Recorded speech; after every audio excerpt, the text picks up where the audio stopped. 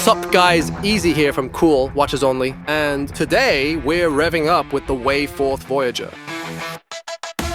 Have you ever wondered how on earth a tachymeter work? Stick around because later on I'll show you exactly how this and other cool features function. This is how it's gonna be.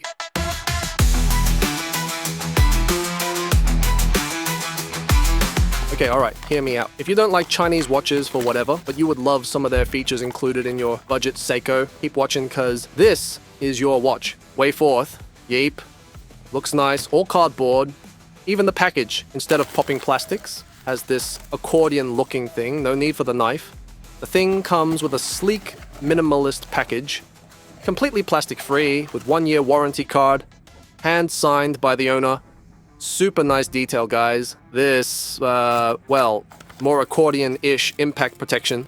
I'm sorry this is all dark. Received the package really late, and I wasn't able to use my spot, but rest of the review will have better lighting. Inside, we find the watch nestled securely. This is vegan leather pouch. The included strap is vegan leather too, made in Germany. From Italian leather, getting reviewed in Spain.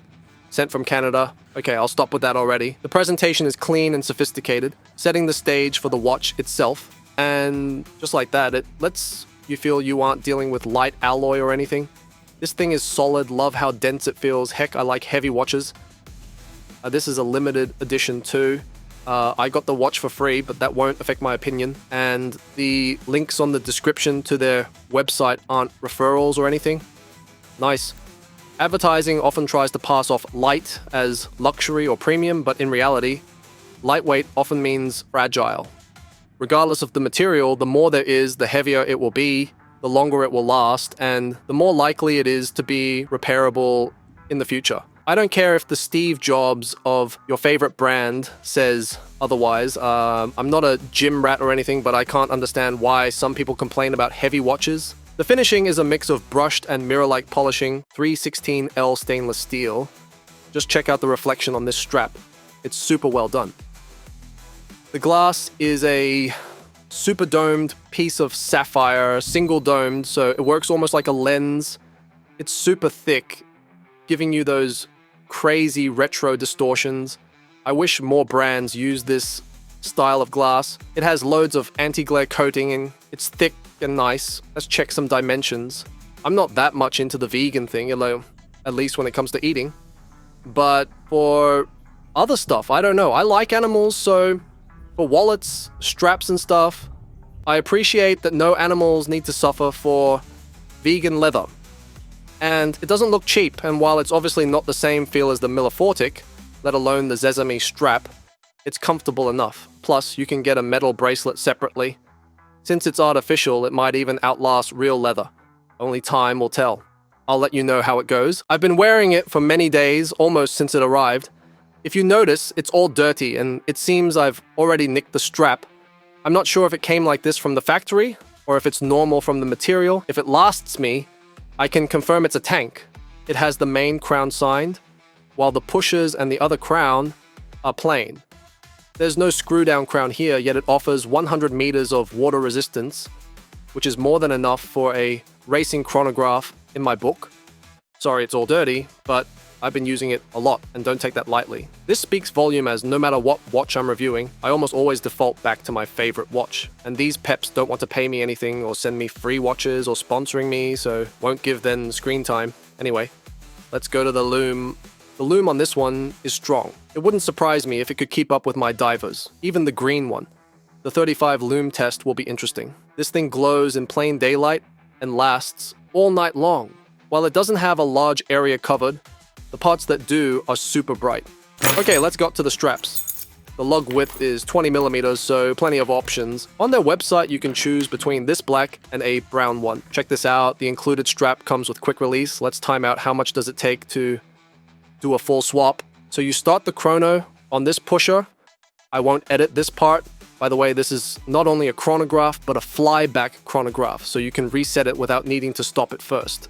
The chronograph module is mechanic, so is part quartz, part mechanical. I will talk more about that later on. For most people, a chrono really does not offer that much functionality, nothing you can't do with your phone. But for example, on 2014, in Formula One, on the middle of a Grand Prix, Nico Rosberg was given a time penalty. I don't recall what race, but the guy responsible to keep the timing used his iPhone app instead of a watch. And as per Murphy's Law, of course, the thing crashed. So he got another penalty on top of that for inaccurate timing. So imagine Formula One teams that spend millions of dollars to gain fractions of a second, losing all that time. Let alone he was a title contender and went to finish second that year. It's even more ironic when you consider IWC is one of their main sponsors. Yikes. Yeah, back to the straps. I love this one. You have to see this thing in the sunlight. Feels just as good as the included one. Okay, chrono racing strap. Really, really nice, isn't it? Yeah, I like it a lot. Let's try the frog one. Noise.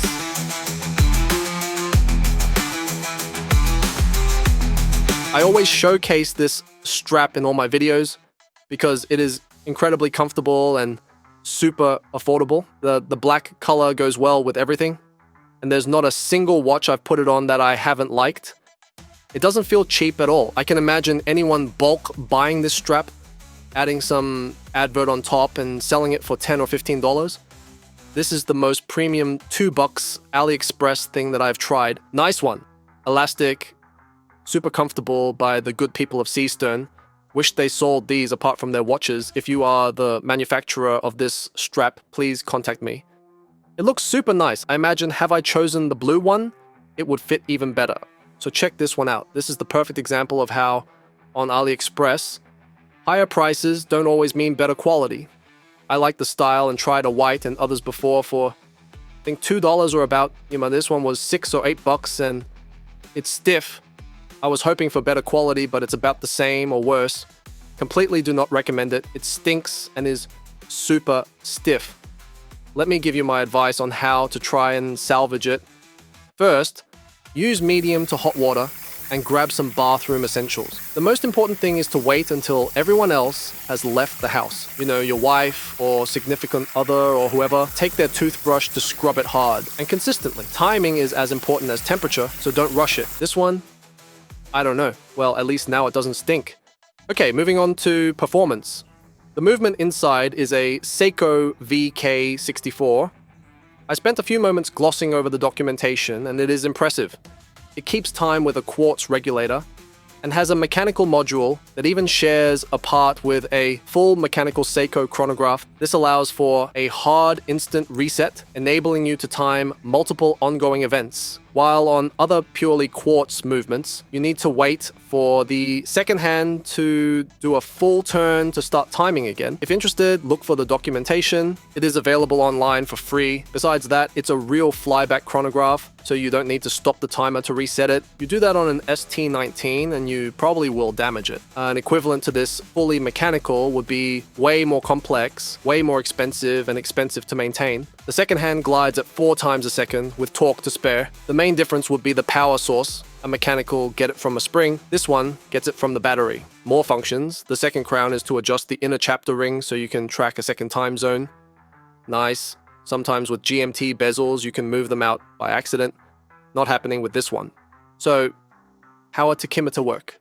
Easy. You see this steel bezel. It has multiple numbers. Instead of timing time, it is a speed calculator. For example, if a car or bike or any object goes certain distance on certain amount of time, you divide the distance by the time and it gives you the speed. If it is 60 miles and you spent an hour, is easy, 60 miles per hour. For example, you start the chronograph and as soon as the car completes 1 mile, you stop it. On the bezel, it will give you the speed in miles per hour. If you do the same until a kilometer, you will have the speed in kilometers per hour, and on, you get the point. On this example, if the car did the mile just under 10 seconds, that would be 400 miles per hour. A damn rocket. If in change, let's say something more realistic. If you are in your Bugatti on the Autobahn, as you do, and it takes you 23 seconds to do a mile, that would be just under 160 miles per hour. So, a cool gadget to have, I like it. Now you know how it works. Okay, this isn't an advertisement, so let's dive into the cons. The bad parts so far are minor. I really don't like the leather feeling. I might be spoiled, as I'm coming from reviewing 2 watches with leather that was almost fresh from the cow. At least it's 20 millimeters, so there are plenty of options, and it hasn't shown any creases or anything bad. I've been almost torturing the thing, as one of the upsides of getting it for free is if it breaks, it breaks. So I don't know, I don't care. Content is content anyway. I haven't been able to break it. Going extra wouldn't make any sense. It holds up. Another thing, the lume is scarce. It's super bright and well applied, but I wish they lumed the inner subdials and the rings and chapter ring, or at least this ring, maybe in the next version. And the colors, this is super mild, but I would prefer if they used blue accents instead of this dark green. And I don't know what else I could be missing. Do you see anything else wrong? I'm not trying to make it look good or give fake negatives or cover up anything. Maybe if they could include a screw down crown? I don't know. It's not even a diver. I don't think that would be necessary. It holds up to weather just fine. So, my final thoughts. I like it. Check the links in the video description and their website. I am super polarizing and opinionated. Maybe you don't like me, but do it for them. When you start a business, it is super hard. Bills build up. Big people snub you as they are into other things or see you as competition or whatever. You know, the smaller the brand, the closer the owner is to you or your neighbor or family, and the farther they are from old millionaires living off a brand name they didn't even build like 100 years ago. Give some love to these guys. Again, links to their website are not referrals. If I missed or messed up some info, check other awesome reviews of their watch. It really rocks. 35-minute lume test. I'm out.